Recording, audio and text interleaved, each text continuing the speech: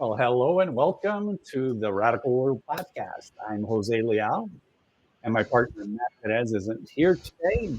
We do have a pretty awesome guest, Francois Knuchel. Knuchel? I don't know. Figured I'd get it. Francois, we have had a few conversations over the years. We've met a few times here and there, and it's a hmm pleasure to have you on the podcast. Welcome. No, thank you very much, Jose. Yeah. You're welcome to be here, and even more welcome now that you can pronounce my name. So that's good. So, Francois, you're in the UK. How long have you been Yes, in the UK? that's correct. Well, I've been in the UK for over 20 years now, so for much longer than I ever thought I would ever be. I mean, I never. Originally from France. No. I was actually born in this country, so I am actually British. Oh, But my parents were Swiss, so that's why you've got both the ah, French and the Germanic names in my first and last names. But I moved to the UK from Japan, where I lived for over over 20 for not just under 20 years, and that's really what sort of threw me into a different world, into a different way of thinking about things and looking at the world and looking at work. oh, I did So, not know that about you because Japan has been, since I was a child, the place that I've wanted to visit. For some oh reason, right, it has had a super appeal to me, and I've never gotten out there. I lived in Canada for 25, here in the States for 25, and in Portugal as well. oh Not right, for okay. 25 in Portugal. Mm. That would make me a little older than I am, um, but yes, I've never actually been to Asia. So All right, okay, yeah, yeah. I look Well, forward to that's it. so when you're looking at different radical ways of looking at the world. I mean, that's a good place to start. It is, it is really quite different. And but just to add to that, since you've been in Canada, I've also lived in Canada. So Where in Canada? in Montreal, well, most of the time in Montreal. I was a student in Montreal. Oh, okay, McGill. Yeah, McGill. Yeah. Okay, I So was in Toronto, but I worked for a Quebec company, Quebecor. yeah. All right. Uh, Okay. so I was down there quite a lot, hmm quite regularly. Yeah. So so tell us a little bit about, like, why you're involved in this, what I'd call the future of workspace, or the evolution of work. What has gotten you here? What led you to this time and place? Well, it was largely my experience in Japan, although I my thinking about it probably already exists before Japan, because that's the reason I went to Japan in the first place. Mm, But and because I was looking to understand a culture and a language, and I studied the language, which was completely outside of our Western framework. So outside the Indo-Germanic sort of roots. So all European languages are all different, but they're all just similar in many respects mhm, in terms of the way of thinking and so on. And um, but what I found there was, and that was the original reason I went there. But what I found there in the world of work was something totally different, and it's sort of completely changed a lot of ways I was looking at things, the way we had been brought up. It was really it turned me around.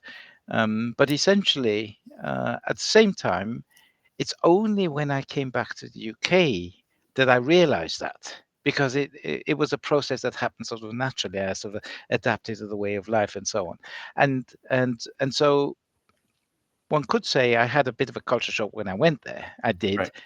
and because it is so different. But my biggest culture shock was actually coming back to the Western world, because I got so used to things that made so much sense to me, and this is right at the heart of what we're talking about. It's about collaboration, teamwork, and working working together, collaborative decision making, and all those things that I think we're both talking about. Yeah. Um, that I actually lived. So it wasn't a theoretical um, a theoretical sort of premise, but I actually lived there, and so it's a contrast of coming back here that sort of made me aware of And I want to dig a little deeper into that. But so the topic today that we chose was rethinking collaboration, unlearn to relearn. And so your point, I think, and the reason for choosing that topic is we have so much to let go of mm, and so much to learn from a new perspective, from a new angle, because all too often we just want to tweak the thing we got, right? Like, okay, well, I have a company and I work there, and we're going to tweak the way the company works, and we're going to tweak the way I work, and hopefully they'll get better. And I think what you're saying is it may not be that easy. We've got to do a lot more unlearning and relearning of some basic fundamental changes in the way we see the world of work. Is that a fair way to put it? yeah, that's one way of putting it, and I'd add to that. It's okay. It's the way we see things, the way we perceive things, the different perspectives, and all of that is definitely one aspect. But it's also the way we achieve things. So the skills and competencies that we have learned in our society, which we learn basically at school. Mm-hmm. I mean, you think back at school, we all sitting. Well, so, it's changed a little bit nowadays, but we were all sitting in desk in rows and so on. And there was very little um, uh, collaborative learning. It was all Right. a teacher to student, um, and it was all based on testing. You learned and test and pass test and so on, and that's ingrained in us, Mm-hmm. and especially in us, the people who are leaders, but is ingrained in us, all of us, that we have to know the answer because we've always been tested. And Well, so not only do we have to know, only we need to know. We can't talk to other people about it. We can't, right? Like it's not a collaborative process of learning. mm, It's a mm, individualistic process of learning and an individualistic process of testing. exactly. And um and it's also, I mean, I didn't include that in the title, but there's also another word that I use, and that's unknowing. Which is when you unlearn, you in a state of unknowing, you don't know.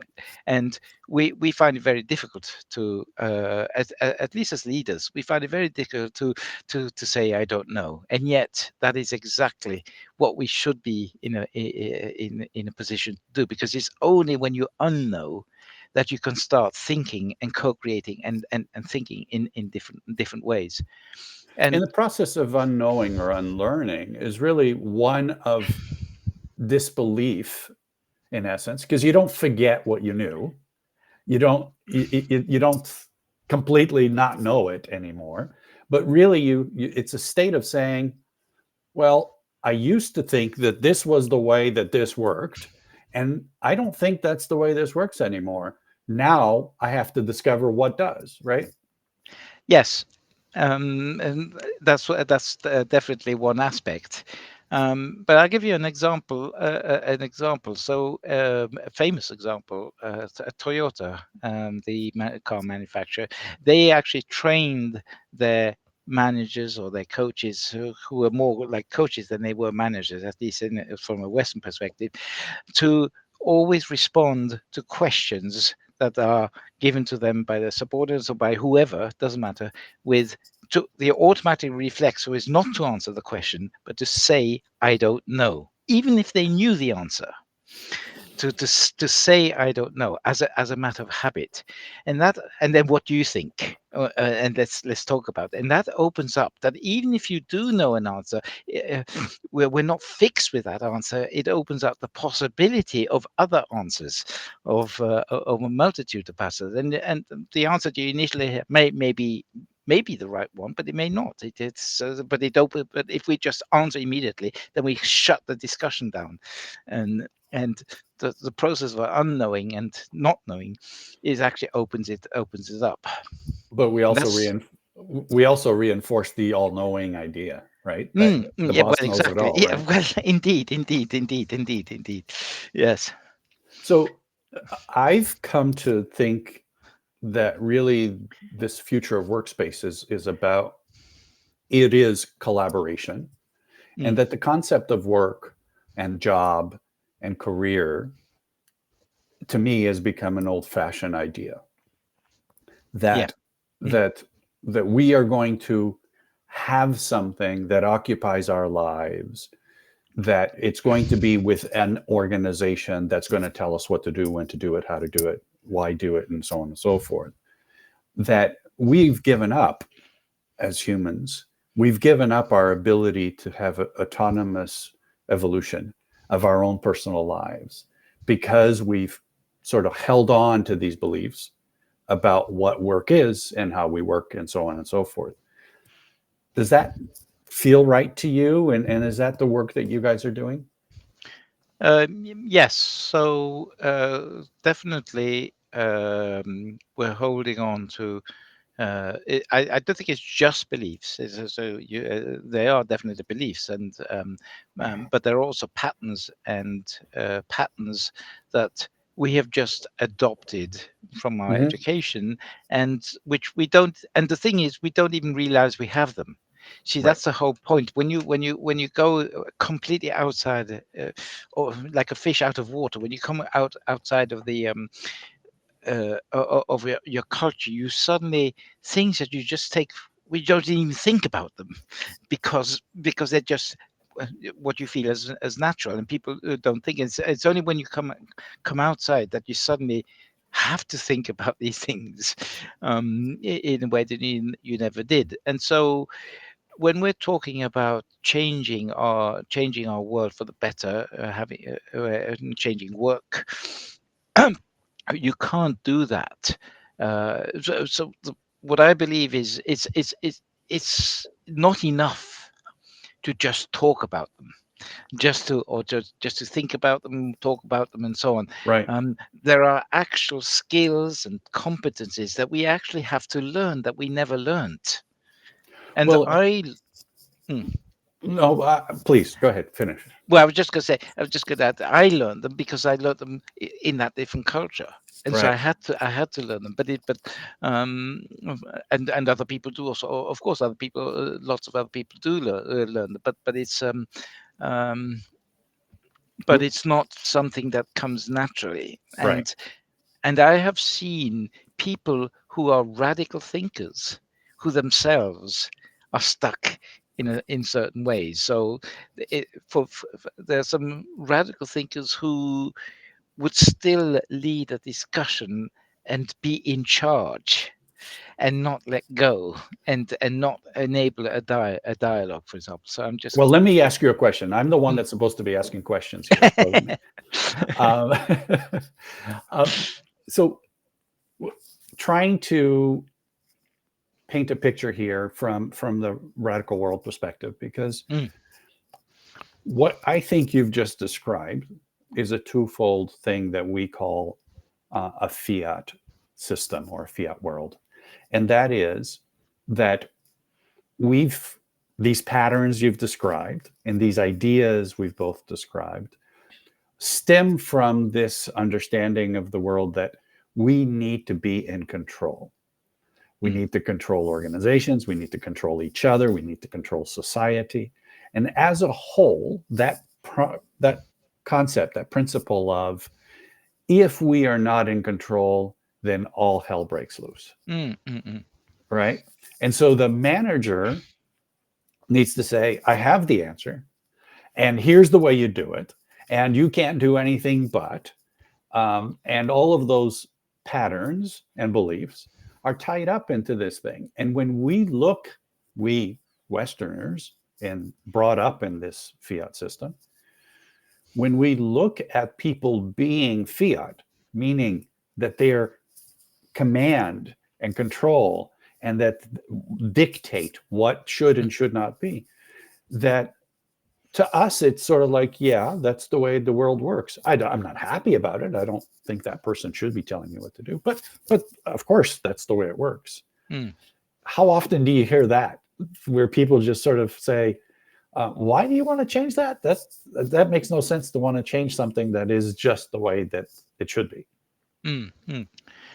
Well, I would say 20 years ago, I would have heard that a lot. I would say I'm hearing it increasingly less, because I do believe that there is an awareness that what was is no longer working, and therefore people are a little bit more open, or to let go, and at least conceive of there might be other ways. So I do hear it a little less than I've done in the past, but May but I it's may still I, very strong there. may I suggest that it is a little less, but I think it's a Mm. little less in the circles we travel in. Oh, well, maybe. I Well, yes. suspect, I suspect that Mm, in the circles where we don't travel in, mm, where folks are in their day-to-day lives and their day-to-day work and their day-to-day society and mm. community, that I suspect maybe it's not changing that much there. Yes, unfortunately, sometimes when I put my other glasses on, I get depressed. But yeah. Well, that's something you and I share then, Francois, because I know the feeling very well. Um, so it seems, I mean, I think we're looking at the world from a very similar lens. We Mm, call mm, it the radical lens, and the radical lens is one of, we have the autonomy, we have the ability to see things from a place of collaboration rather than a place of force. So mm. how do we move towards that? And that's the work you and the folks at Go Fish are working on. What is that work? What does that look like? And how do you see both individuals going through this process, but our society going through this process? What does that look like to you? Yeah, so there's not one answer to that, or one aspect to that. There's several aspects to that. Um, there's the aspect, I guess you could call it the legal side to that, and that would be changing the way that organizations are governed, the way they are owned, the whole principle of ownership, and so on. Um, uh, that's a whole area, a huge area, which I'm not particularly looking at, but of course I've got my eye on it, because without it, without the infrastructure and the correct architecture, and without the systems, I mean, because we're a victim of the systems, and if the system doesn't change, then all the other things don't change so easily either. But it's a kind of catch 22, or chicken and egg, because you can't change the system without the habits and the thinking and the behaviors to go with it, and vice versa. Without you can't change the behaviors without the system. So it's a very you've got to sort of attack them from from all ends. If I But the may, particular I'm going to jump in because I think your point is super valid. We have not only the system of work, as in the architecture of the organization, but the organization as a conceptual entity within the concept of our society, mm, mm, which is also a conceptual entity that allows for the framing of organizations as we see them today. mm, And then what you're saying is, how do we show up within those structures is sort of the thing that you're working on. I just wanted mm. to paint that picture again, because our work is really sort of trying to figure out, how do we do this all at once, Yes, yes, yes. because we can't do one and hope that the other will change, and vice versa. Yes, yes, and I've been involved in a number of projects and a number of other companies, if you want, or Hmm. collectives, where we've looked, or where we've looked at different aspects, those different kinds of aspects. I'm currently focused specifically on the skills and competencies, which is just one aspect, because my point is really that there are certain skills and competencies that need to be learned, without which people are never going to be able to shift into a different way. So we talk about having organizations and teams without bosses or without managers, self-organization and so on. But self-organizing is very difficult because we don't actually have the skills. We never learned the skills because it's not something we ever did um, um, in Growing our up, yeah. in our education. And there are specific skills that nobody teaches, basically, and basically and part of the and that in itself, just saying those words is in fact wrong, because it's not about teaching those skills, it's about us learning those skills Experiencing those skills, yeah. and experiencing those skills. So just a simple example, I mean, taking decisions collaboratively is not something that we ever learned to do, and so we revert to very primitive forms of decision making. Either we leave it to somebody to make the decision, or we battle it out. I mean, the principle of debates is something I'm profusely against, because it's about battle. It's about we have a very violent form of actually of dealing with things, which Yeah, yeah. and that's not because that's the way we want it to be. It's simply because it's the only way we've learned to Those are be. the patterns we've experienced throughout our Exactly, lives. exactly. And so, really, what I'm, and I don't pertain to have any solutions. I have some ideas and some potential solutions, but this is a work in progress that I'm sort Of course. of working on, and it's really how do we impart and learn these skills, these collaborative, what I call well, I call them social skills, because they're skills that you can only learn. You can't learn it at desk by in reading a book, Right. nor can you learn them by yourself. You see, if you look at most education programs, most training programs, they're all about individual learning. Exactly.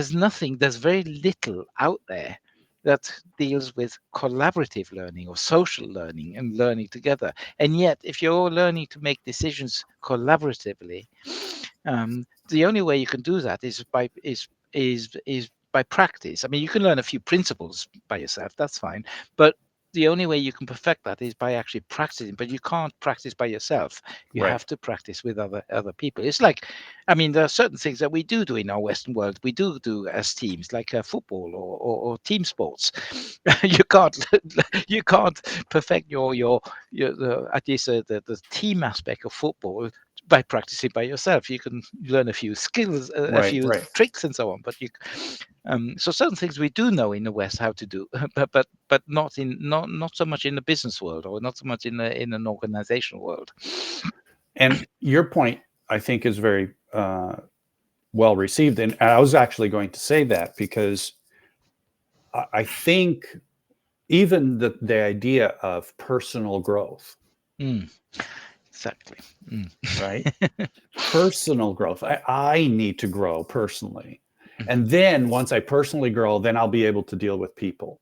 mm, mm, mm, I'm not sure that we can personally grow. I think we really are in the process of learning how to collaboratively do just about everything that we do. mm, Because, as you point out, we don't have patterns for how to collaboratively live. mm, Never mind work, never mind have relationships, never mind have children, never mind vote, all of the things that we do, but we don't know how to do those things collaboratively. mm, mm, mm, And in part, back to, the structure, if you have an organization that has a boss, that has an owner, that tell you what to do, it is really, really hard to learn how to be collaborative. mm, mm. But if you have a mindset and a set of patterns that you've adopted because that's what was given to you in your life, it is really difficult to see the world from a collaborative lens, Mm, because that way of seeing the world, as you point out and your experience in Japan, is not native to us and to our upbringing. mm. How do we understand that those patterns, that those behaviors, that knowledge is something we need to unlearn? Where do we start with that? So I again, this is a work in progress, but I would start from the premise that you don't tell people what they need to unlearn, because that in itself, just the telling, is a, a, a, a, a wrong starting point to begin with. It's very much having the ability to have the open conversations, first of all, to consider these things, and because anything else is quite frightening. um, you can't just tell people you everything you've learned so far is just rubbish. Just throw it out the water, because that's not going to happen. Mm-hmm. People cling on to things.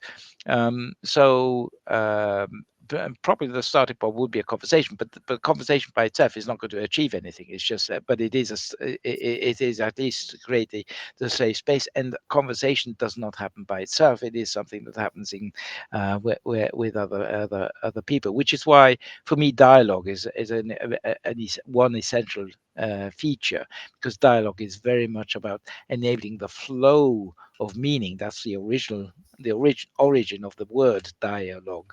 The flow of meaning or the dance of ideas, Mm-hmm. another way I put it, to emerge and to evolve.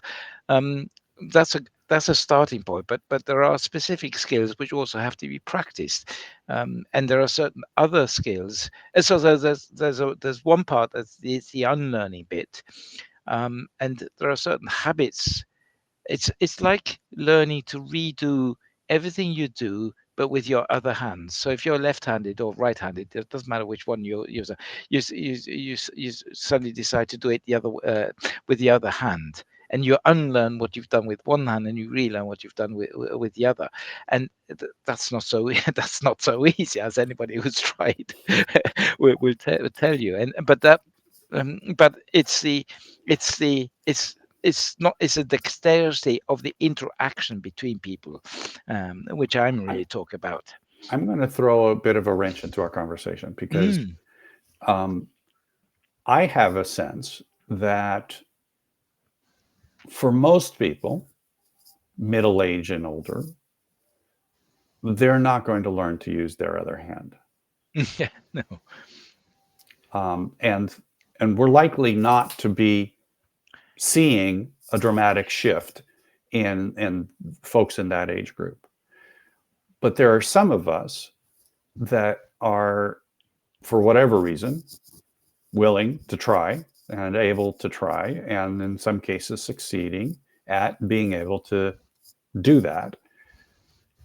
Can we be, and can those people be the model for the younger generations coming along so that they're learning at a younger age to use this new pattern, this new way of doing it, and that those folks have right now as they're sensing that the way it works isn't working for them, and that they need new patterns, and that those patterns are tested and true and available for them to adopt um, as they're reaching their maturity and their work lives and so forth. Yes, and I mean that is something that really concerns me, because what is still being taught at school is still the old patterns. So definitely,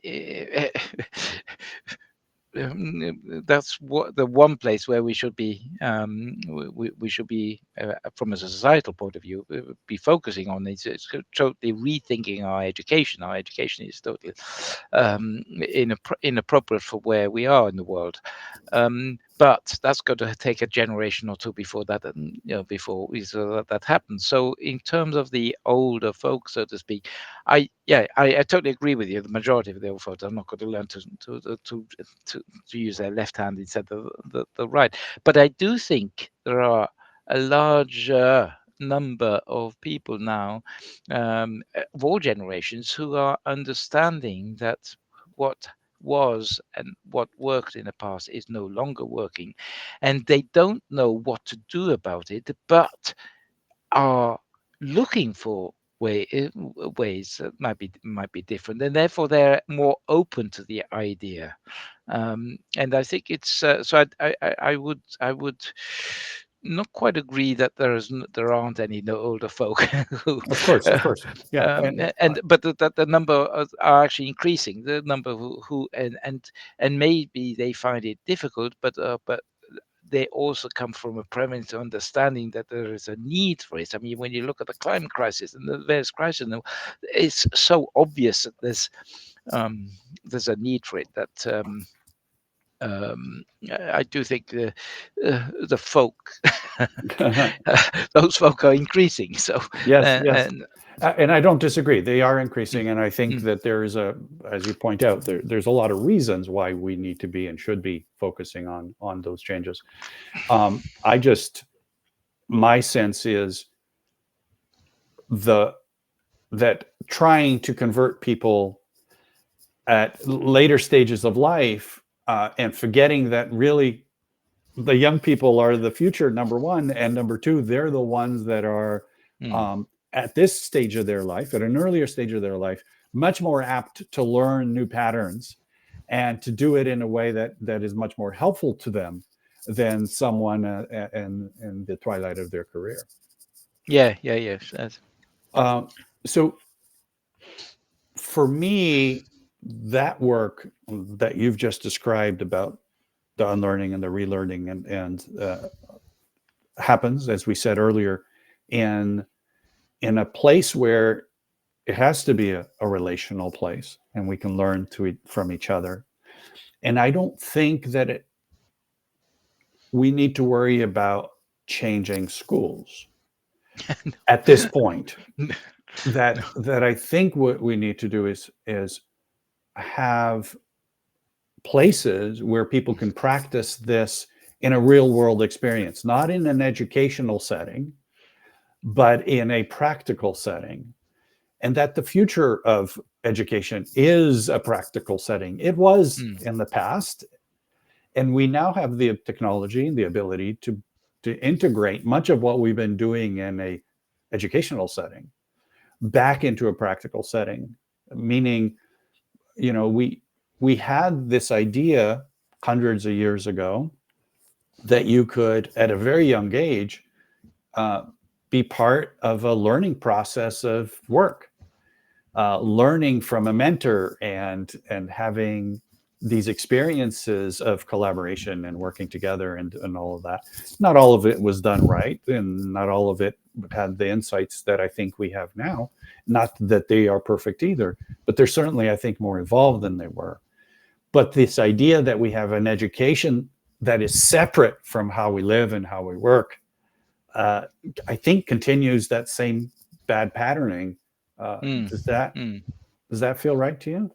Yes, well, certainly, uh, but I think the key for me, the key phrase you use is having the spaces where people will learn together, because you're not going to learn together to be together if you're learning by yourself. So you have to be in those spaces, and have to. And I what I'm working on is creating what I'm calling learning labs, which are basically places where people can self-organize to learn certain skills. Where you could say the material, the patterns, and so on, are there to learn, but they're not dictated by a trainer or teacher. But people learn to learn from each other, because peer learning is so powerful.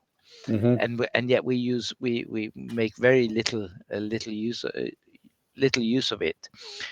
Um, I would say that I agree with that, but I think we need the practical like not just a practical setting, but a setting that has impact, has utility, that is producing something, that is doing something, as a means of by which to actually experience that, not as a lab that is designed for the sake of the of learning, but a lab for the sake of doing something in which we then learn. Oh yes, absolutely, and I'm totally for. And this is what I one of the things I learned is on the job learning. Right. But learning in principle should be to learn to tackle the actual life tasks. It's not about learning some abstract knowledge and so on. But and there's a lot of that abstract knowledge can be very useful if it's used to tackle specific tasks, rather than pumping us with all that knowledge in advance and so on. So Someday you will use that, yeah, maybe. well, exactly, and of course you never do, because by the time you could use it, you've forgotten it. So assuming so assuming it hasn't changed, well, but that's you the know. other thing. Exactly, exactly. Yeah, and And that's the beauty, of course, of the ability to. Okay, one thing that has changed is, of course, our concept of learning and of education, because we used to think, well, you learn when you're young, and you feed the young mind with all this stuff, and then gradually over the age it disintegrates and it gets worse and so on. And that is from a neurological perspective, we now know that's completely wrong. Our brains are very plastic and they're constantly rewiring, and so that for me is an area of hope, because it means we can change, we can unlearn and unwire and rewire, relearn, and so on. So it is totally possible, even at whatever age, if absolutely. if we put our mind to it. So yeah. We're running low on time, Oh and I, yes. I wanted to learn a little bit more about your colleagues, Brett, and we had uh, Joanna Joanna. on Mm. a few weeks ago as well, and the work that you folks are doing there. What's sort of the, because that in itself is a novel thing. Everybody sort of is doing their own thing, and they're doing it together as a collective.